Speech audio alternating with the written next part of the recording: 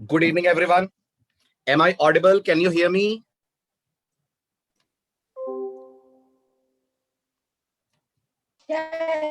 Yes, sir.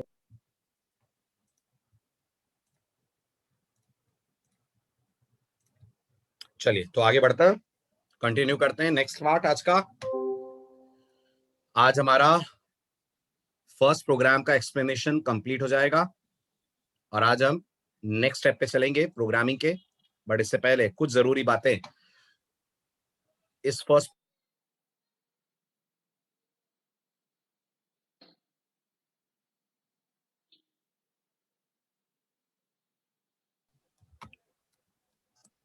Develop by the company Borland. मैं ये भी मानकर चल रहा हूं हमारे पास आईडी में एक फाइल मेन्यू होगा, जैसा कि हम रोज बात कर रहे हैं। एडिट होगा और इनके अलावा दो बहुत खास मेन्यूज होंगे जिनका यूटिलाइजेशन आपको आज दिखेगा, that are compile and run. और इसी के अंदर हमने हमारा कोड लिखा होगा, द वेरी फर्स्ट कोड, जिसमें हमारा पहला स्टेटमेंट था हैश इंक्लूड stdio.h, ये हमने समझ लिया। दूसरा स्टेटमेंट था हैश इंक्लूड conio.h, ये भी हमने समझ लिया। लास्ट लेक्चर में हमने कवर अप कर लिया void main, ओपनिंग और क्लोजिंग ब्रेस भी हो गए हमारे। अब आज अंदर की कोडिंग ट्रेस करनी है हमें, जिसमें दो लाइनें आज के लेक्चर में आपको समझनी है, बहुत ही सिंपल। पहला CLR SCR और दूसरा printf में दिया हुआ हेलो यूजर। ठीक है, सो लेट्स स्टार्ट। यहां तक का कोड समझने के बाद आगे की तरफ अगर आप बढ़े तो अब हमारे प्रोग्राम के अंदर ब्रेस के अंदर जो अगला स्टेटमेंट आपको नजर आएगा, जो अगला स्टेटमेंट आपको दिखेगा, वो है CLR SCR।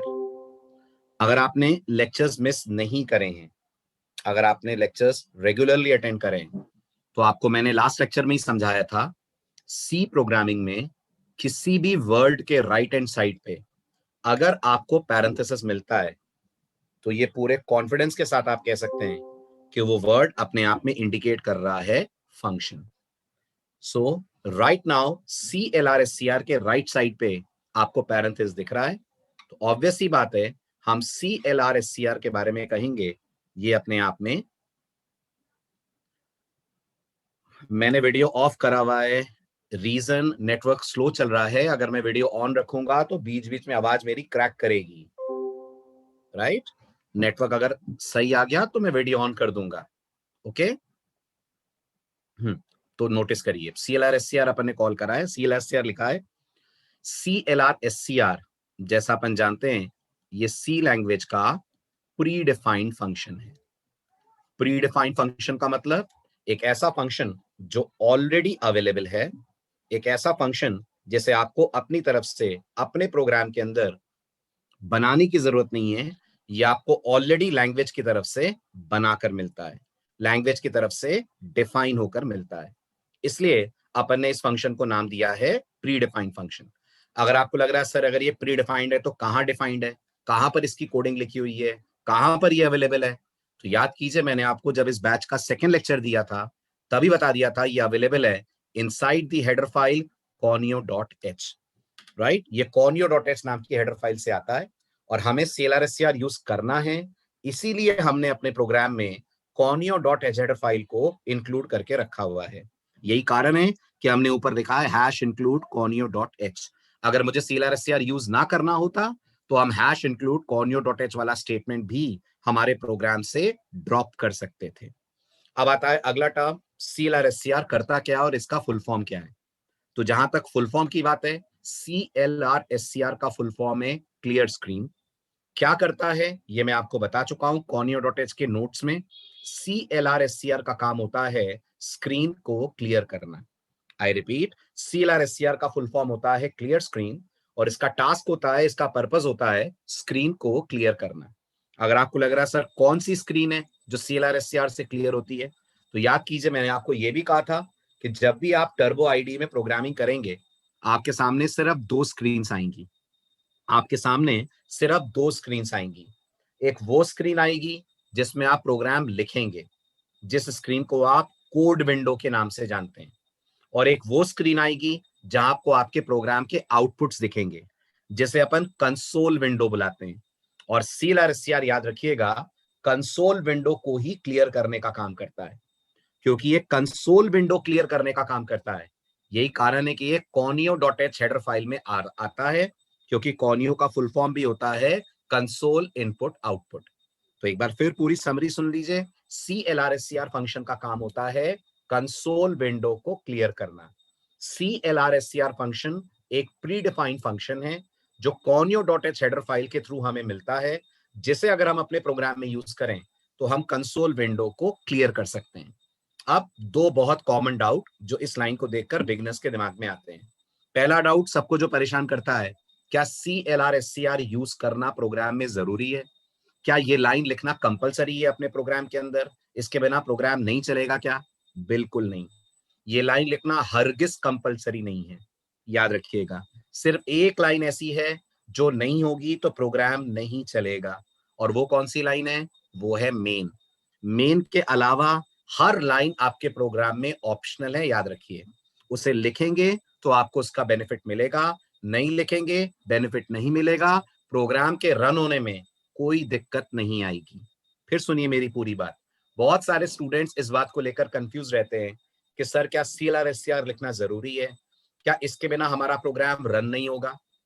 तो मैं जवाब दे दूं, पूरी सी प्रोग्रामिंग में जहां तक जरूरी की बात है, वो सिर्फ एक ही फंक्शन है जो बहुत जरूरी है, और वो है मेन फंक्शन। मेन के अलावा ऐसा कोई फंक्शन नहीं है जिसके लिए हम ये कहें कि अगर हम इसे यूज नहीं करेंगे तो प्रोग्राम रन नहीं होगा। बस अगर आप उस फंक्शन को यूज नहीं करेंगे तो उस फंक्शन का इफेक्ट आपको देखने को नहीं मिलेगा। तो अगर हम CLR/SCR नहीं यूज करेंगे तो क्या होगा? अगर हम CLR/SCR यूज नहीं करेंगे, प्रोग्राम रन तब भी होगा, प्रोग्राम का आउटपुट भी आएगा, सब कुछ होगा, लेकिन अगर कोई प्रीवियस आउटपुट कंसोल पे हुआ तो वो प्रीवियस आउटपुट हमें नजर आएगा। तो प्रीवियस आउटपुट और करंट आउटपुट मिक्स हो जाएंगे, फिर हमें समझ में नहीं आएगा कि कौन सा पुराना आउटपुट है और कौन सा करंट आउटपुट है। हमें वो कंफ्यूजन ना हो, हमें दिक्कत ना हो आउटपुट को समझने में, इसलिए हम CLR/SCR यूज करते हैं। मतलब CLR/SCR यूज करना ऑप्शनल है। हाँ जी, CLR/SCR यूज करना ऑप्शनल है। जिसको पसंद आए वो यूज करे, जिसे नहीं यूज करना है ना करे। कंपाइलर को कोई शिकायत इस बात से नहीं है। सब लोग समझ रहे हैं मेरी बात? Everyone please respond. ये पॉइंट क्लियर हो रहा है? ठीक है। और फिर मैं आपको एक सलाह और दूंगा, एक एडवाइस और दूंगा, कि अगर आप CLR/SCR यूज नहीं करते हैं, अगर आप CLR/SCR यूज नहीं करते हैं तो फिर conio.h को भी हटा दीजिएगा। क्यों? conio.h को हटाने से क्या फर्क पड़ेगा? बहुत फर्क पड़ेगा। आपके लिए conio.h का स्टेटमेंट एक लाइन का है, लेकिन याद कीजिए, अगर आपने लास्ट वाला सेक्शन अटेंड करे हो, जब ये प्रोग्राम प्री प्रोसेसर डायरेक्टिव के थ्रू गुजरेगा तो conio.h का पूरा 200 लाइनों का कोड आपके प्रोग्राम में आकर अटैच हो जाएगा। आप सोचिए conio.h को यूज करने का क्या मतलब है जब हम conio.h के किसी फंक्शन को यूज कर ही नहीं रहे। सही कह रहा हूं? जल्दी बोलिए, सही कह रहा हूं? इसलिए अगर आप CLR/SCR यूज नहीं करते हैं, conio.h का कोई फंक्शन यूज नहीं करते हैं, तो अकलमंदी ये है, फिर conio.h का इंक्लूड स्टेटमेंट भी आप हटा दें। नंबर ऑफ लाइंस आपके प्रोग्राम में बिल्कुल आधी रह जाएंगी। आपको याद होगा, आपका ये प्रोग्राम 461 लाइंस का प्रोग्राम है। अगर आप इसमें से CLR/SCR को ड्रॉप करते हैं और conio.h को भी ड्रॉप करते हैं, तो ये प्रोग्राम रफली अराउंड 200 लाइंस के आसपास आ जाएगा, क्योंकि उतनी लाइनें आपके प्रोग्राम में से conio.h के थ्रू हट जाएंगी। आई बात समझ? आगे बढ़ू? ठीक है। अब बहुत बहुत इंपॉर्टेंट पॉइंट पे आ रहा हूं मैं। ये पॉइंट भी जब हम लोग फंक्शंस पढ़ेंगे तब हम बहुत डिटेल में पढ़ेंगे, बहुत अच्छे से हम इस पॉइंट को समझेंगे। लेकिन एज अ बिगिनर जितनी बातें जितनी जल्दी क्लियर हो जाए उतना बेटर होता है। तो एक छोटी सी बात है, एक छोटा सा डाउट है जो बहुत सारे लोगों को परेशान करता है। अच्छा ठीक है, पहले प्रिंस का डाउट मैं दूर कर दूं। Prince wants to ask some question. Prince, मैं आपको अनम्यूट कर रहा हूं, बोलिए प्रिंस। सर अगर हम conio.h हेडर फाइल अगर यूज नहीं करेंगे तो और उसके अंदर का वो फंक्शन CLR/SCR भी यूज नहीं करेंगे तो सर कंसोल विंडो पे जो माइक्रोसॉफ्ट कॉर्पोरेशन वो लिख के आता है सर, वो तो फिर वैसे ही आएगा ना फिर तो। नहीं, फर्स्ट टाइम पे वो हट जाएगा। फर्स्ट टाइम पे बाय डिफॉल्ट वो विंडो से हट जाता है, लेकिन अगली बार, मतलब अगर एक प्रोग्राम के बाद दूसरा प्रोग्राम आपने बनाया तो वो दूसरे प्रोग्राम के कारण प्रीवियस आउटपुट आता रहेगा। जो पहली बार वाला अच्छा जो सर, आउटपुट है, हाँ, वो पहले बार तो वाला सर आउटपुट, क्योंकि मतलब आपका उसको उसको सर मतलब अगर दो दो अगर हम जब हम दो प्रोग्राम बनाएंगे तो उसको क्लियर स्क्रीन उसको। एग्जैक्टली जब सेकेंड टाइम लिखेंगे तब आपको फर्स्ट वाले का आउटपुट हटाने के लिए क्लियर स्क्रीन कहना पड़ेगा। ओके सर, यही पूछ रहा था, थैंक यू सर। वेलकम। चलिए अब सुनिए ध्यान से, जो एक छोटा सा डाउट बहुत सारे लोगों को पहली पहली बार इस कोड को देखते हैं तो परेशान करता है। डाउट ये आता है, शायद आपके दिमाग में भी आ रहा होगा अगर आप बहुत माइन्यूटली इस कोड को ऑब्जर्व करें, वो ये होता है डाउट कि हम लोग मेन के बाद पैरेंथेसिस लगा रहे हैं क्योंकि मेन एक फंक्शन है। बताइए यस और नो, है ना? हम लोग C L R S C R के साथ भी पैरेंथेसिस लगा रहे हैं क्योंकि C L R S C R भी एक फंक्शन है। बताइए यस और नो, है ना? लेकिन एक बात जो बहुत सारे बिगनर्स को परेशान करती है वो ये कि सर आपने C L R S C R के बाद ये सेमी कोलन क्यों लगाया हुआ है और आपने मेन के बाद सेमी कोलन क्यों नहीं लगाया हुआ है? अगर दोनों ही फंक्शन है तो ये डिफरेंस, ये भेदभाव क्यों है? मेन के साथ सेमीकोलन क्यों नहीं आ रहा है और सीलर के साथ क्यों आ रहा है? बहुत बढ़िया, जिन लोगों को पता है वेल एंड गुड, जिनको नहीं पता है आप ध्यान से सुनिए, ये सेमीकोलन आने और नहीं आने के पीछे का कारण क्या है, क्या रीजन है कि सीलर के साथ सेमीकोलन लगाया जा रहा है और मेन के साथ नहीं लगाया जा रहा है। और याद रखिएगा ये ऐसा रूल है जिसे आपको मानना पड़ेगा। अगर आपको लगता है सर मैं मेन के साथ सेमीकोलन लगा दूं तो कोड नहीं चलेगा, बिल्कुल नहीं चलेगा, कंपाइल भी नहीं होगा। याद रखिएगा, चलना तो दूर की बात, कंपाइल भी नहीं होगा।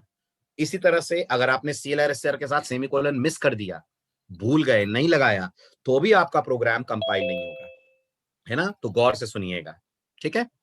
सी लैंग्वेज में याद रखिएगा, जब भी हम किसी फंक्शन की बात करते हैं, हमेशा हर फंक्शन से कनेक्टेड दो कॉन्सेप्ट्स होते हैं। कितने कॉन्सेप्ट्स होते हैं हर फंक्शन से कनेक्टेड? दो कॉन्सेप्ट्स होते हैं। हर फंक्शन से कनेक्टेड दो इंपॉर्टेंट पॉइंट्स होते हैं, दो कॉन्सेप्चुअल बातें होती हैं। क्या क्या होती हैं कॉन्सेप्चुअल बातें? एक होता है फंक्शन को क्रिएट करना, जिसे आप सी लैंग्वेज की इंग्लिश में बोलते हैं फंक्शन को डिफाइन करना, हिंदी में बोलें तो फंक्शन बनाना, ओके? और दूसरा होता है फंक्शन को यूज करना, जिसे सी लैंग्वेज की इंग्लिश में यूज करना नहीं बोलते, उसे हम बोलते हैं CALL, कॉल करना। फिर सुनिएगा ध्यान से, हर फंक्शन से रिलेटेड सी लैंग्वेज में दो जरूरी कॉन्सेप्ट होते हैं। एक होता है फंक्शन को डिफाइन करना, जिसका मतलब होता है फंक्शन क्रिएट करा जा रहा है, फंक्शन बनाया जा रहा है। दूसरा होता है फंक्शन को यूज करना, जिससे अपन लोग यूज ना बोलें, आज से उसका टेक्निकल नाम बोलना शुरू करें और यूज करने को बोलते हैं फंक्शन को CALL, कॉल करना, ठीक है? अब सी में जब आप किसी फंक्शन को डिफाइन करते हैं, प्लीज ध्यान से मेरी बात सुनिएगा, सी में जब आप किसी फंक्शन को डिफाइन करते हैं तो सी कहती है आपको फंक्शन का नाम लिखना पड़ेगा। ध्यान दीजिए, फंक्शन के नाम के बाद पैरेंथेसिस लगाने पड़ेंगे, पैरेंथेसिस के बाद याद से करली ब्रेस ओपन होगा। आई होप आपको लास्ट लेक्चर याद होगा, करली ब्रेस स्टार्टिंग बताता है। करली ब्रेस के अंदर आप अपनी कोडिंग करेंगे और करली ब्रेस को आप बंद कर देंगे। जब भी आपको इस तरीके से अपने प्रोग्राम में कुछ लिखा हुआ दिखे, तो उम्मीद करता हूं आपने लास्ट लेक्चर अटेंड करा हो, तो आपको इतना याद होगा कि ये एक फंक्शन है। अब आज मैं इसमें एक लाइन और जोड़ देता हूं, आप इसे फंक्शन ही ना बुलाएं, आप इसे बुलाएं ये फंक्शन की डेफिनेशन लिखी जा रही है। अगर कोई पूछेगा ना ये क्या हो रहा है, तो आप बोलेंगे ये हम फंक्शन को डिफाइन कर रहे हैं।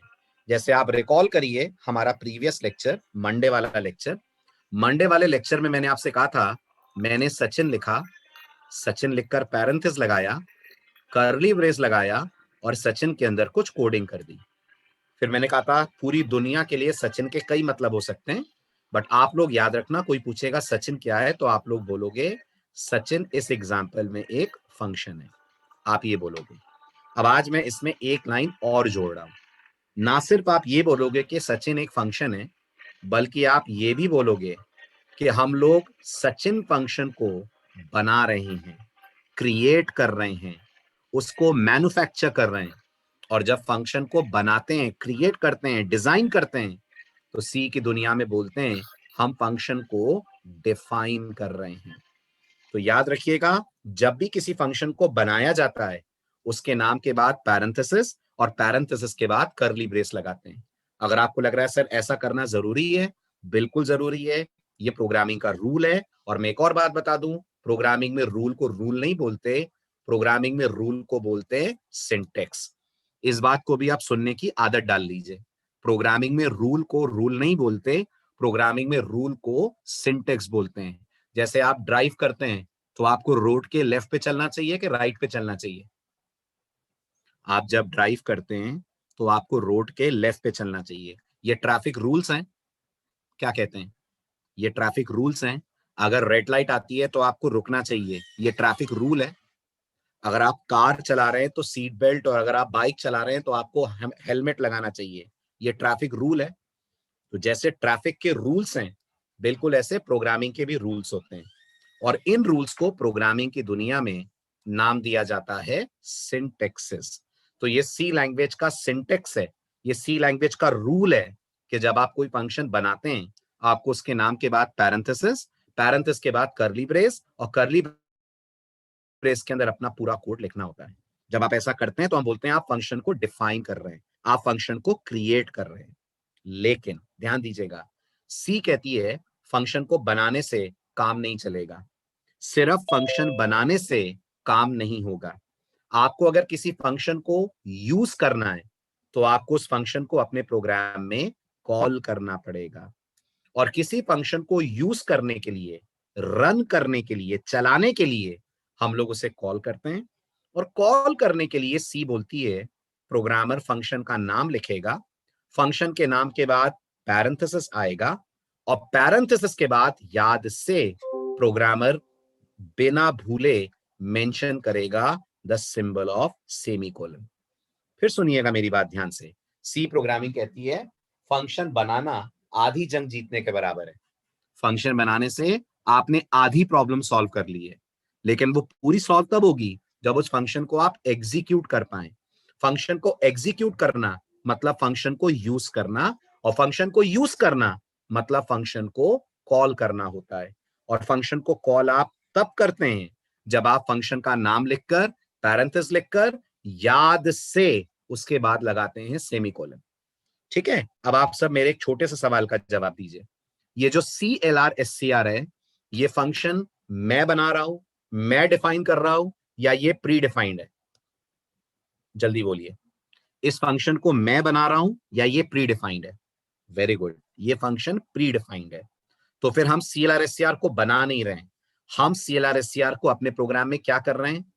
हम CLR SCR को अपने प्रोग्राम में कॉल कर रहे हैं, हम CLR SCR को अपने प्रोग्राम में यूज कर रहे हैं।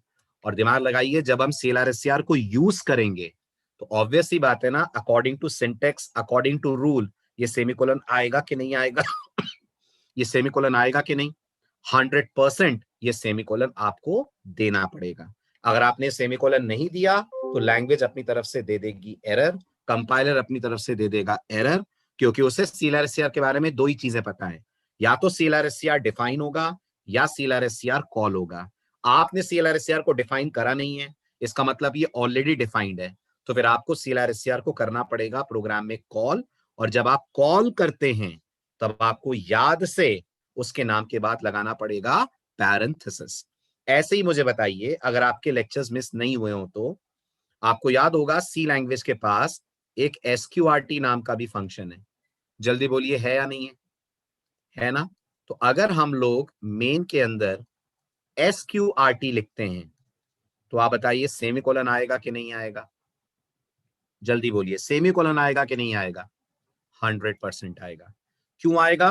क्योंकि हम SQRT को कॉल कर रहे हैं, हम SQRT को खुद बना नहीं रहे हैं, SQRT ऑलरेडी बना हुआ है। हालांकि आप मुझे अभी भी टोक सकते हैं, आप मुझे अभी भी ये कह सकते हैं कि सर अभी भी तो ये नहीं चलेगा। हाँ, बिल्कुल नहीं चलेगा, क्योंकि अगर SQRT यूज करना है तो मुझे ऊपर याद से अटैच करनी पड़ेगी उसकी करस्पॉन्डिंग हेडर फाइल, जिसका नाम है math.h, जहां SQRT अवेलेबल है।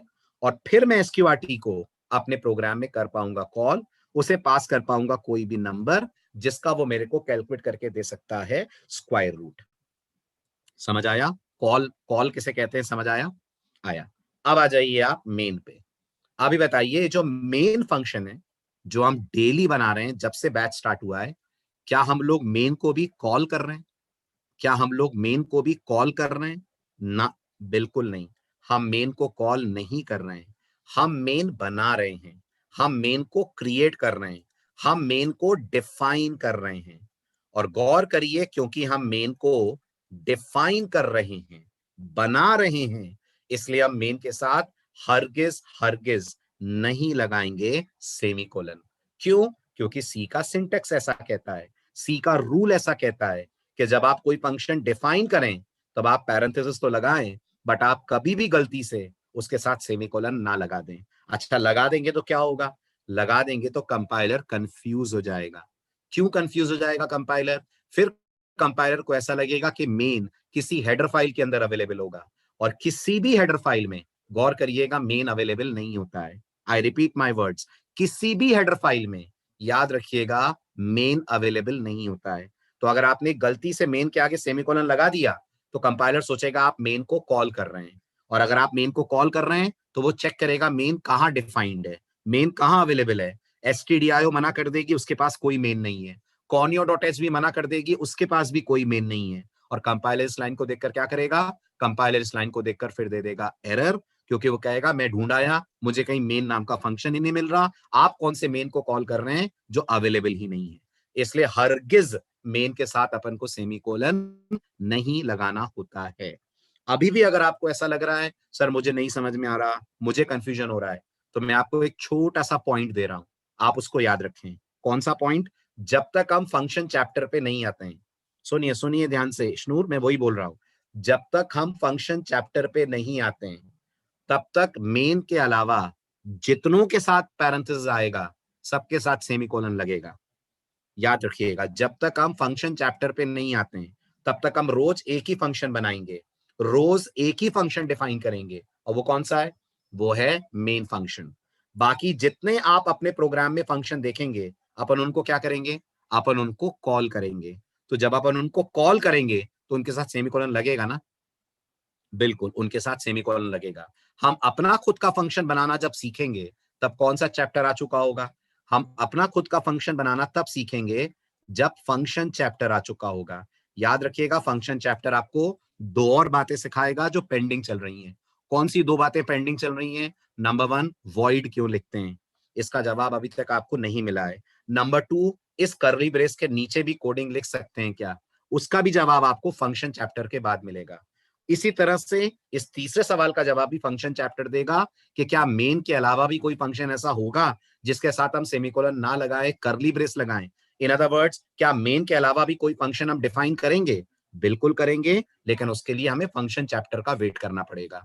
जब फंक्शन चैप्टर आएगा तब हम जरूर फंक्शंस को करेंगे डिफाइन। आ रही है बात समझ? ये कौन सा चैप्टर है? ये चैप्टर नंबर 5 है। थोड़ा सा वेट करिए, आ जाएगा वो चैप्टर भी। इतना क्लियर हुआ?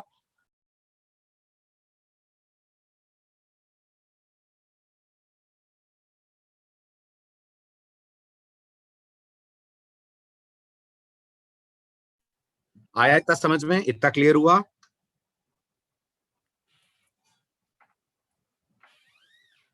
चलिए आगे बढ़ू अब एक और बहुत जरूरी बात बोलने जा रहा हूं। यहां तक क्लियर है? सब समझ आ रहा है? ठीक है।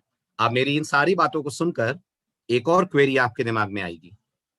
आपके दिमाग में क्वेरी ये आनी चाहिए कि सर आपने अभी अभी कहा फंक्शन डिफाइन करने से कुछ नहीं होता, कोई भी फंक्शन तब यूज होता है, तब चलता है जब हम उसे कॉल करते हैं। कहा ना मैंने ये बात?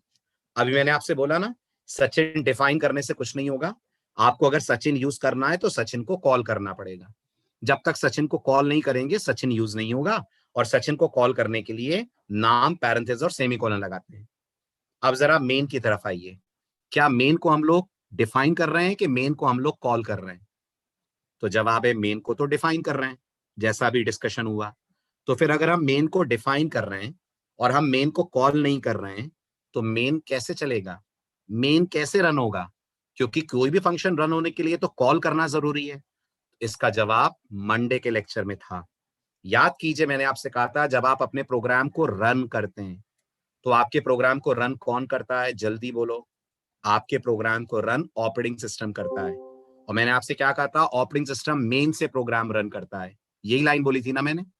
ऑपरेटिंग सिस्टम मेन से प्रोग्राम रन करता है। अब इस लाइन को टेक्निकल कर दीजिए। ये नॉर्मल हिंदी में थी, इसे टेक्निकल हिंदी या इंग्लिश में कर दीजिए। तो इसका टेक्निकल वर्जन बनेगा ऑपरेटिंग सिस्टम मेन को कॉल करता है। दैट मीन्स मेन को डिफाइन करना प्रोग्रामर की रिस्पॉन्सिबिलिटी है और मेन को कॉल करना किसकी रिस्पॉन्सिबिलिटी है? Everyone please respond.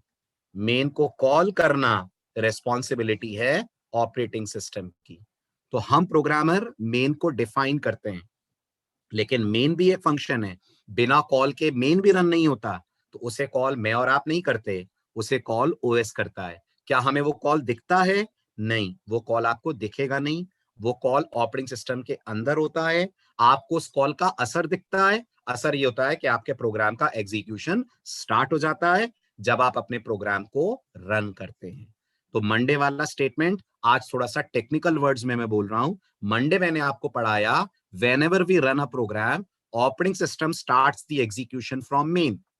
अब आज इंटरव्यू के लिए आप इस लाइन को टेक्निकल कर दें। आप बोलेंगे whenever we run a C program, operating system starts the execution by calling the function main. I repeat the statement again. Whenever we run a C program, operating system starts the execution by calling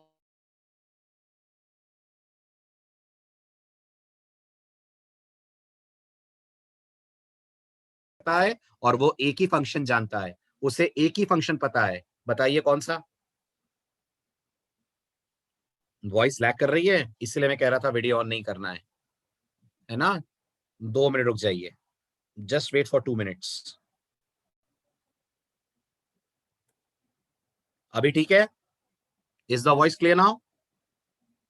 right. तो जब भी हम अपने programme के अंदर main define करते हैं, हम डिफाइन करते हैं और ऑपरेटिंग सिस्टम मेन को कॉल करता है। I hope this line is clear to everyone. Everyone please respond. जो आप पढ़ रहे हैं वो बहुत इंपॉर्टेंट प्रोग्रामिंग कॉन्सेप्ट है। बिल्कुल प्रिंस। जब भी हम प्रोग्राम को रन करते हैं, ऑपरेटिंग सिस्टम हमारे प्रोग्राम का एग्जीक्यूशन स्टार्ट करता है। और ऑपरेटिंग सिस्टम क्या फर्स्ट लाइन से स्टार्ट करता है? क्या ऑपरेटिंग सिस्टम लाइन नंबर 1 से शुरू करता है? No, not at all. Operating system हमारे प्रोग्राम का एग्जीक्यूशन स्टार्ट करता है उस लाइन से जिस लाइन का टाइटल MAIN मेन होता है। और स्टार्ट करता है मतलब क्या? तो आप बोलोगे टेक्निकल वर्ड्स में, स्टार्ट करता है मतलब कॉल करता है। ऑपरेटिंग सिस्टम मेन को कॉल करता है। आई बात समझ? पॉइंट क्लियर हुआ? ठीक है, चलिए अब आइए ऐसे ही एक और बहुत इंपॉर्टेंट कॉन्सेप्ट पे। छोटा सा है लेकिन बहुत इंपॉर्टेंट है। वो ये कि आप इतने दिनों से सी के बेसिक्स पढ़ रहे हैं, तो आपने पिछले 3-4 दिनों में इतना ऑब्जर्व कर लिया होगा कि सी में हर सिंबल का स्पेशल नाम होता है। कर लिया ना? हैश को हैश ना बुलाकर पाउंड बुलाते हैं। करली ब्रेस को हम लोग बुलाते हैं ब्लॉक ओपनिंग। इसके नाम भी बता देता हूं मैं, शायद ये नाम मैंने आपको लास्ट लेक्चर में नहीं बताया था। अगर कोई पूछता है करली ब्रेस क्या कहलाता है, तो ये ओपनिंग वाला कहलाता है ब्लॉक ओपनिंग ब्रैकेट। याद रखिएगा। और अगर ये कहलाता है ब्लॉक ओपनिंग ब्रैकेट, ऑब्वियस सी बात है ये कहलाएगा ब्लॉक क्लोजिंग ब्रैकेट। ये लास्ट लेक्चर में ही मुझे बताना था, बट शायद मैं मिस कर गया, तो आज आपको इसका नाम बता रहा हूं, ब्लॉक ओपनिंग और block closing. rather than calling them curly braces, try calling them block opening and block closing brackets. ठीक है। इसी तरह से अगर कोई आपसे बोलता है ये क्या लगा हुआ है, who is this, तो ये आप लोगों के लिए सेमीकोलन होगा, लेकिन डू रिमेंबर ये सी लैंग्वेज के लिए सेमीकोलन ना होकर कहलाता है statement terminator. In the world of C programming language, the symbol of semicolon is better known as statement terminator. अब सवाल आता है ये स्टेटमेंट टर्मिनेटर क्या करता है? तो इसका जवाब है ये स्टेटमेंट टर्मिनेटर सी में वही करता है जो इंग्लिश में फुल स्टॉप करता है। इंग्लिश में फुल स्टॉप क्या करता है? इंग्लिश में फुल स्टॉप ये बताता है कि एक सेंटेंस खत्म हुआ, दूसरा सेंटेंस स्टार्ट हो रहा है। तो जैसे इंग्लिश में फुल स्टॉप सेंटेंस का टर्मिनेशन बताता है, ऐसे सेमीकोलन कंपाइलर को ये इन्फॉर्म करता है कि यहां पर एक लाइन खत्म हो गई और अब इसके बाद अगला इंस्ट्रक्शन स्टार्ट हो रहा है। दैट मीन्स जैसे इंग्लिश में हर सेंटेंस के बाद फुल स्टॉप लगाना जरूरी है, जैसे हिंदी में हर लाइन के बाद पूर्ण विराम लगाना जरूरी है, ऐसे सी में हर इंस्ट्रक्शन के बाद सेमी कोलन लगाना जरूरी है। क्या ये सी का सिंटेक्स है? हाँ जी, ये सी का सिंटेक्स है। अगर आप इसे नहीं मानेंगे तो कंपाइलर जनरेट कर देगा सिंटेक्स एरर। इसलिए आपको सी लैंग्वेज पढ़ते वक्त इस रूल को मानना पड़ेगा कि आप जब भी कोई स्टेटमेंट लिखेंगे अपने प्रोग्राम में, आपको उसके एंड में लगाना होगा सेमीकोलन। तो फिर मुझे एक बात बताइए, क्या मैं इस प्रिंटफ को CLR के बाजू में साइड में लिख सकता हूं? तो आपका जवाब होगा हाँ, लिख सकते हैं, लेकिन सेमीकोलन तब भी आएगा। हम भले ही प्रिंटफ को साइड में लिख दें CLR के, कोई दिक्कत तकलीफ नहीं है, लेकिन सेमीकोलन हमें लगाना पड़ेगा। अगर हम सेमीकोलन नहीं लगाएंगे CLR के बाद और प्रिंटफ के पहले, तो कंपाइलर जनरेट कर देगा एरर, क्योंकि कंपाइलर एक बात को लेकर बहुत स्ट्रिक्ट है कि जब तक पिछला इंस्ट्रक्शन टर्मिनेट ना हो तब तक मैं अगले इंस्ट्रक्शन पे नहीं जाऊंगा। आई रिपीट, कंपाइलर एक बात को लेकर बहुत स्ट्रिक्ट है, जब तक पिछला इंस्ट्रक्शन टर्मिनेट ना हो तब तक मैं अगले इंस्ट्रक्शन पे नहीं जाऊंगा। तो कंपाइलर का मानना है आप सेमीकोलन अगर नहीं देंगे तो कंपाइलर नेक्स्ट लाइन पे नहीं जाएगा। समझ आया? पॉइंट क्लियर हुआ? शिवांश, मैं आपको आगे बताऊंगा एंगुलर ब्रैकेट्स का एग्जैक्ट नाम, अभी के लिए आप उन्हें एंगुलर ब्रैकेट्स मान लीजिए।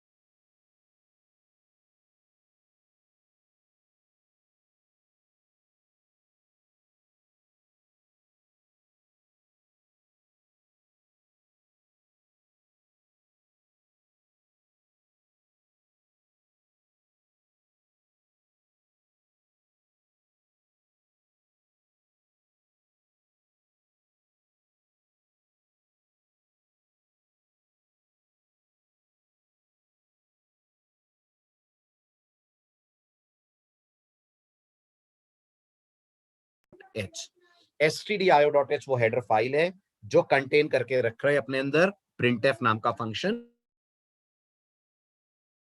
और क्योंकि हमें printf यूज करना है, इसलिए हम लोग stdio.h को, स्टूडियो नहीं है तनिषा, ध्यान दीजिए स्पेलिंग पे, बहुत सारे स्टूडेंट इसको स्टूडियो बोलते हैं।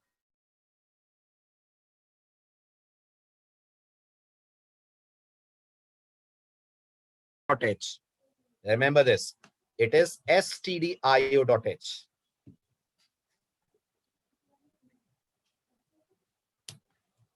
ठीक है, चलिए अब आती है बात, ये printf फंक्शन करता क्या है।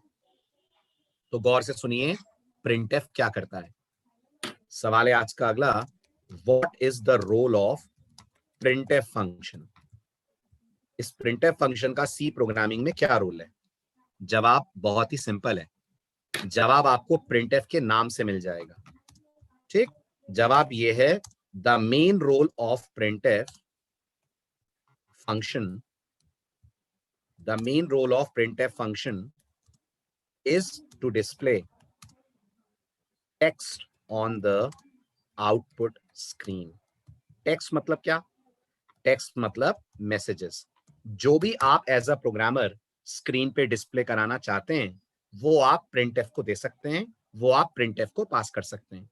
ओके, printf यूज करने का सिंटेक्स क्या होता है? printf यूज करने का जो सिंटेक्स होता है, जो सी लैंग्वेज की तरफ से प्रिस्क्राइब्ड है, everyone please please please watch carefully, वो है आप printf लिखते हैं, पैरेंथेसिस लगाते हैं, पैरेंथेसिस के बाद आप डबल कोट्स ओपन करते हैं। डबल कोट्स ओपन करना कंपलसरी है, यस, डबल कोट ओपन करना कंपलसरी है। क्यों करते हैं डबल कोट ओपन? मैं अभी समझाता हूं क्यों करते हैं, पहले आप सिंटेक्स समझ लीजिए। तो printf के बाद आप डबल कोट ओपन करते हैं, डबल कोट के बाद आप अपना मैसेज लिखते हैं, ठीक है? ये मैसेज कैसा होगा? ये मैसेज जैसा आप चाहें वैसा होगा। जैसा हम चाहें वैसा होगा मतलब capital, small, digit, special character, जो आपको इसमें लिखना है वो आप लिखिए। इसके बाद डबल कोट को बंद करेंगे आप, डबल कोट को बंद करने के बाद पैरेंथेसिस लगाएंगे, और क्योंकि आप printf को कॉल कर रहे हैं, डोंट फॉरगेट आप इसके एंड में लगाएंगे सेमीकोलन। डोंट फॉरगेट आप इसके एंड में लगाएंगे सेमीकोलन। अब सवाल आता है, ये जो योर मैसेज है ये क्या है? ये वो टेक्स्ट है। नहीं, सिंगल कोट नहीं लगा सकते हैं, रिमेंबर दिस। सिंगल कोट नहीं लगा सकते हैं वेदिका, डबल कोट, रिमेंबर दिस। तो ये वो टेक्स्ट है जिसे सी लैंग्वेज में क्या बुलाते हैं? इसे सी की दुनिया में बुलाते हैं string, स्ट्रिंग।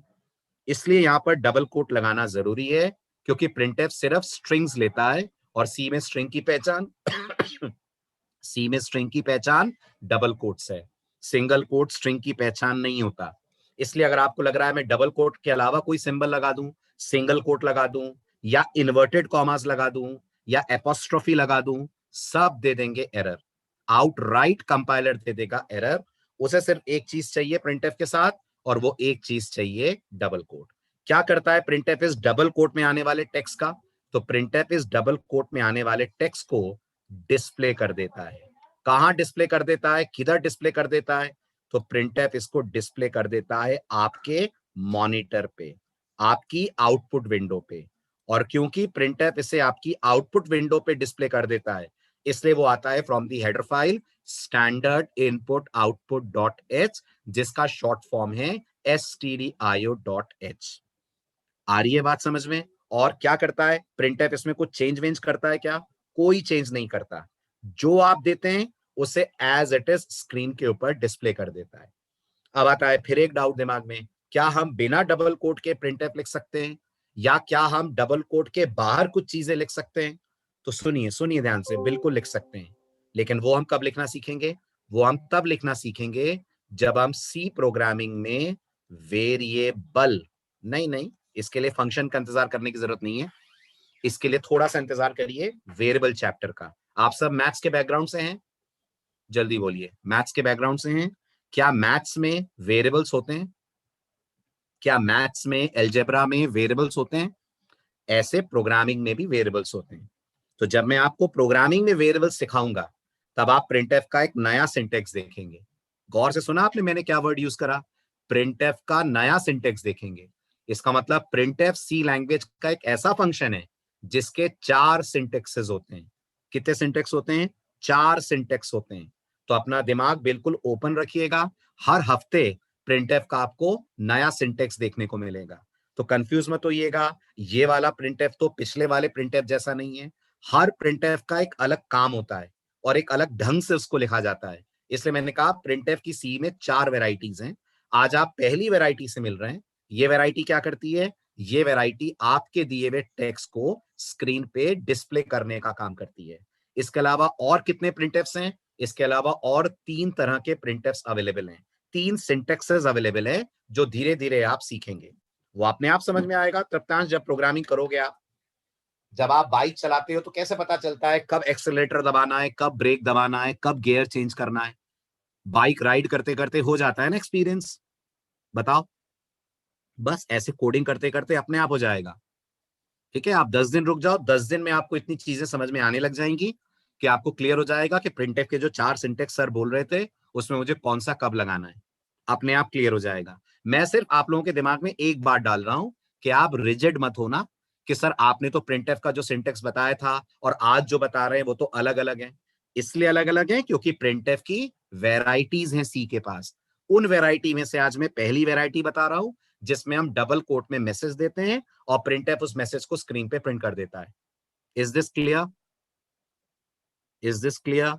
है ना? अगर आपको और ज्यादा क्यूरियोसिटी है तो मैं और ज्यादा आपको बता देता हूं ताकि थोड़ा सा आपका उत्सुकता सॉल्व हो। अभी आपको बिल्कुल समझ नहीं आएगा मैं क्या लिख रहा हूं, है ना, क्योंकि मैं मान रहा हूं प्रोग्रामिंग में बिल्कुल बिगनर्स हैं। अब अगर मैं आपसे बोलूंगा ये क्या हुआ, तो याद रखिएगा ये मैंने एक वेरिएबल बनाया। ये जो आप देख रहे हैं ना, ये प्रोग्रामिंग में वेरिएबल बन गया। अब अगर मैं इस वेरिएबल को प्रिंटफ से प्रिंट करता हूं तो फिर याद रखिएगा एक नए तरीके से प्रिंटफ लिखा जाता है। कुछ ऐसे करके लिखा जाता है। आप नोटिस करिए इसमें डबल कोट के बाहर कुछ दिख रहा है? आप तो बस इतना पहचानो, जो मैं बोल रहा हूं उतना पहचानो। डबल कोट के बाहर कुछ दिख रहा है? क्या यहां डबल कोट के बाहर कुछ है यहां वाले सिंटेक्स में? नहीं है ना? इसलिए आप लोग कंफ्यूज ना हो, इसलिए मैं आपके नोटिस में पहले से डाल रहा हूं कि एक ये वाला प्रिंटफ है, एक ये वाला प्रिंटफ है जो आप आने वाले दिनों में देखेंगे। तो प्रिंटफ की कई वेराइटीज हैं सी में जो धीरे धीरे आपके समझ में आना स्टार्ट हो जाएंगी। ठीक है, फिलहाल इसको मैं हटा रहा हूं, ठीक है, क्योंकि अभी पढ़ा नहीं है तो इसके बारे में बात करने का कोई मतलब नहीं है। Let's come back to our main topic. तो जब आपको स्क्रीन पे कुछ भी डिस्प्ले करना होता है, स्क्रीन पे कुछ भी प्रिंट करना होता है, तो आप सी लैंग्वेज में प्रिंटफ लिखते हैं और प्रिंटफ को डबल कोट्स के अंदर अपना टेक्स्ट देते हैं। और क्योंकि आप प्रिंटफ को कॉल कर रहे हैं, बगैर भूले याद से लास्ट में क्या लगाते हैं? लास्ट में लगाते हैं सिंबल ऑफ सेमीकोलन। ठीक, तो ये था हमारा कोड। अब इस मैसेज की अगर मैं बात करूं तो हम क्या प्रिंट करा रहे हैं? हम प्रिंटफ से प्रिंट करा रहे हैं स्क्रीन पे एक टेक्स्ट जिसका नाम है हेलो यूजर। क्या ये हेलो यूजर ऐसे ही लिखा जाएगा जैसे मैं लिख रहा हूं, एच कैपिटल और यू कैपिटल? ऐसा कतई नहीं है। आपको हेलो यूजर पूरा कैपिटल लिखना है, लिख दीजिए, पूरा स्मॉल लिखना है, लिख दीजिए, अपर लोअर का कॉम्बिनेशन लेना है, ले लीजिए, कोई रोक टोक नहीं है। आप याद करें, मैंने कहा था सी केस सेंसिटिव लैंग्वेज है। सी केस सेंसिटिव अपने फंक्शंस के लिए है, अपने कीवर्ड्स के लिए है, पर आपके मैसेजेस के लिए केस सेंसिटिव नहीं है।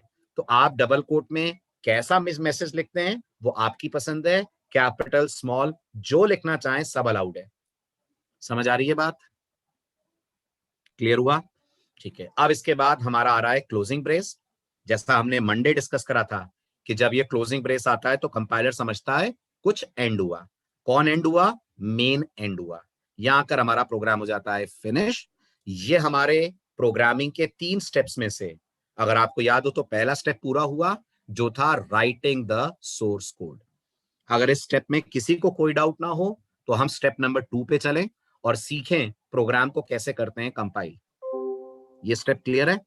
ठीक है, अब आगे बढ़ने से पहले मैं एक छोटा सा इंटरव्यू क्वेश्चन आपसे पूछना चाहूंगा, आप उसका जवाब मुझे दें। किसी का डाउट आ रहा है? आप लोग क्वेश्चंस पब्लिकली पूछा करें, है ना? जब आप क्वेश्चन पब्लिकली पूछेंगे तब सबको पता चलेगा क्वेश्चन क्या है, तो बाकी लोग भी उस आंसर को समझ पाएंगे। अतुल ने पूछा है, सर CLRSCR को ब्लॉक ओपनिंग ब्रैकेट के ऊपर लिख सकते हैं क्या? अतुल, मैंने कहा था हम कोई भी स्टेटमेंट सी प्रोग्रामिंग में इन कर्ली ब्रेसेस के बाहर ना लिखें। लिखेंगे तो जो बिहेवियर आएगा वो अभी हमारे समझ नहीं आएगा। क्लियर हुआ?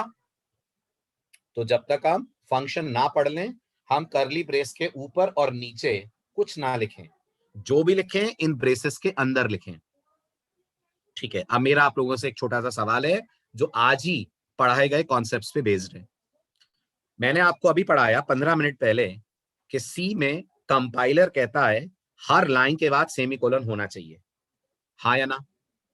पढ़ा ना आपने अभी अभी ये रूल?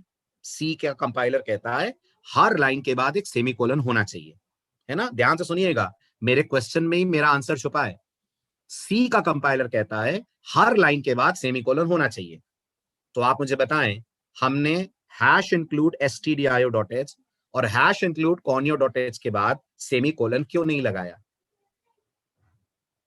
जल्दी बोलिए।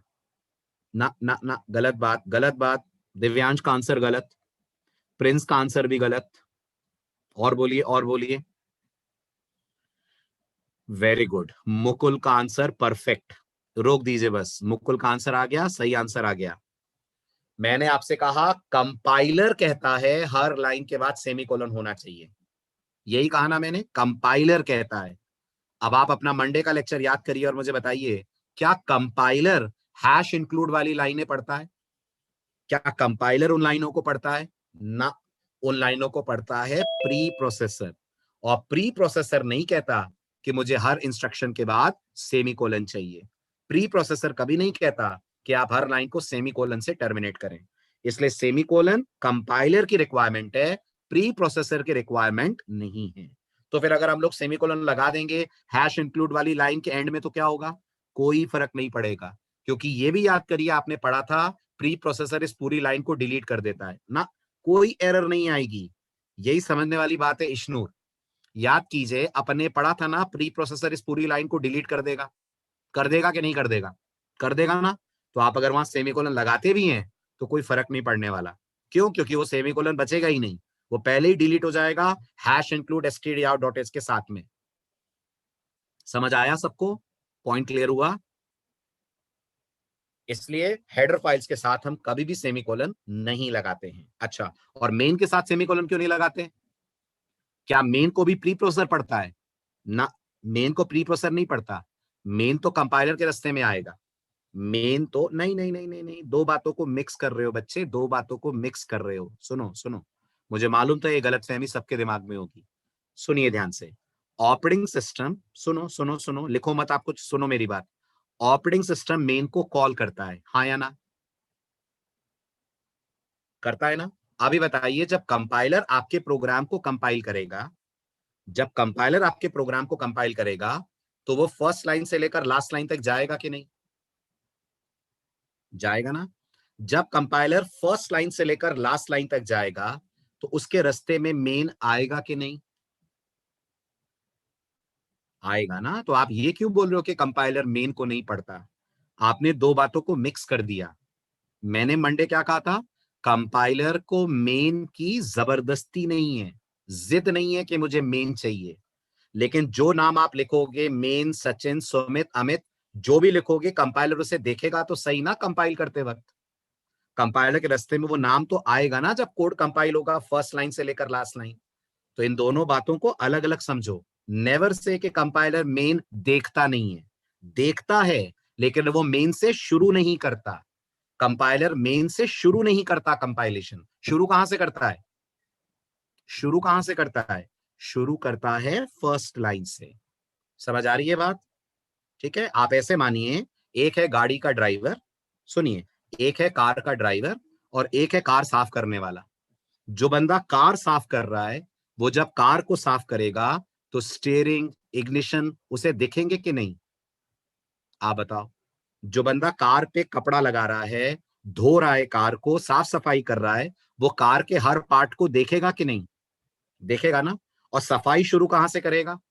सफाई शुरू नॉर्मली फ्रंट से लेकर बैक तक करेगा, करेगा ना।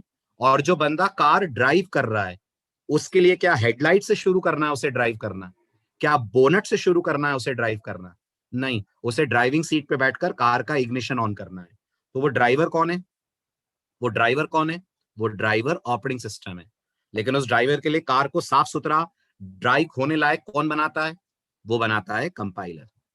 तो कंपाइलर जब आपकी कार को देखता है तो उसे दिखता है, कार मतलब प्रोग्राम, ओके। तो कंपाइलर को मेन दिखता है।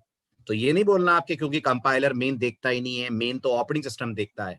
मेन ऑपरेटिंग सिस्टम कॉल करता है, बट कंपाइलर मेन को चेक तो करता है ना। जैसे आप मुझे बताओ, एक और मैं आपको प्रूफ देता हूं।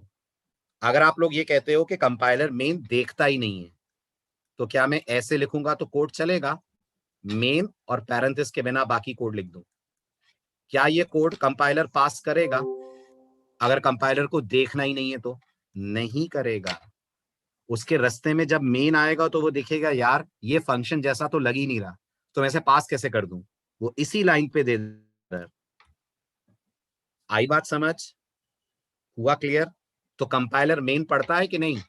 हाँ पढ़ता है। कंपाइलर हर लाइन पढ़ता है, करली ब्रेस पढ़ता है, सेमी कोलन पढ़ता है, CLR SCR को देखता है, प्रिंटफ को देखता है। तो मेन को क्यों नहीं देखेगा? देखता तो है, लेकिन कंपाइलर मेन से शुरू नहीं करता। शुरू करता है कोड का कंपाइलेशन फर्स्ट लाइन से। मेन को रन करने के लिए ऑपरेटिंग सिस्टम उसे करता है कॉल। बस रन मेन से होता है, कंपाइल तो फर्स्ट लाइन से होता है। आया समझ? आया ना। तो अब मेरे सवाल पे आइए वापस। Can we say that compiler reads definition of main? Yes, बिल्कुल पलक. Compiler reads each and every line except hash include. Everyone please note this. Compiler reads each and every line except hash include. और वो भी hash include क्यों नहीं पढ़ पाता? क्योंकि hash include बचता ही कहाँ है. जब कोड कंपाइलर तक जाता है तो hash include डिलीट हो जाता है ना. तो कंपाइलर बेचारे को hash include मिलता ही कहाँ है. अगर मिलता तो पढ़ता, 100% पढ़ता, 100% पढ़ता, लेकिन वो है ही नहीं तो कहां से पढ़े वो. इसलिए वो फर्स्ट लाइन से लेकर लास्ट लाइन तक सब कुछ पढ़ता है, लेकिन उसे करना कुछ नहीं है. करना है मेन को कॉल, ऑपरेटिंग सिस्टम को. Everyone please respond. Is this clear? Right. तो ये बहुत जरूरी गलतफहमी थी. अच्छा हुआ ये डिस्कशन में आपके दिमाग से दूर हो गई, नहीं तो इंटरव्यू में हो जाता धोखा. आप कुछ जवाब देकर आते. अब सुनिए ध्यान से. अब मैं अपने ओरिजिनल सवाल पे वापस आ रहा हूं. तो जब कंपाइलर हर लाइन को पढ़ता है तो वो मेन को भी पढ़ेगा. यस और नो? पढ़ेगा, ऑब्वियस ही बात है. तो मेन के आगे सेमीकोलन क्यों नहीं है? मेन के एंड में सेमीकोलन क्यों नहीं है? इसका जवाब इस स्लाइड पे है. क्योंकि हम मेन को डिफाइन कर रहे हैं, और जब हम मेन को डिफाइन करते हैं या किसी को भी डिफाइन करते हैं फंक्शन को, तो हम सेमीकोलन नहीं लगाते. नोटिस करिए, सचिन के साथ भी सेमीकोलन नहीं है. नहीं है ना सचिन के साथ भी सेमीकोलन, क्योंकि हम सचिन को भी डिफाइन कर रहे हैं. तो जब हम किसी को डिफाइन करते हैं उसके साथ सेमीकोलन कभी नहीं आता. सेमीकोलन आता है तब जब हम किसी फंक्शन को कॉल करते हैं. समझ आया? लेक्चर क्लियर हुआ? पॉइंट्स क्लियर है सारे? चलिए तो आइए नेक्स्ट लेक्चर में स्टार्ट करेंगे प्रोग्राम का कंपाइलेशन कैसे करते हैं, प्रोग्राम को रन कैसे करते हैं, और नेक्स्ट लेक्चर में होगा आपका पहला प्रैक्टिकल सेशन. ओके, बिल्कुल नेहा, अपना CLR/SCR बना सकते हैं. फिर हमें conio.h हटानी पड़ेगी, क्योंकि सी में दो फंक्शन सेम नाम के हम अपने प्रोग्राम में यूज नहीं कर सकते. अगर हम अपना CLR/SCR बनाएंगे तो फिर conio वाला CLR/SCR यूज नहीं कर पाएंगे. बिल्कुल, कंपाइलर हेडर फाइल की कोडिंग भी पढ़ता है, क्योंकि वो सारी कोडिंग तो आपके प्रोग्राम में पेस्ट हो जाती है ना. बिल्कुल अतुल, SQRT के साथ भी सेमीकोलन लगेगा क्योंकि हम उसे कॉल कर रहे हैं.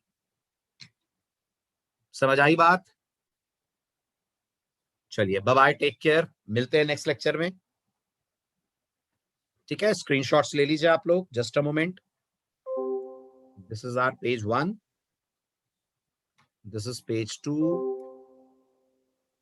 Page 3, page 4, page 5. चलिए बाय बाय, टेक केयर.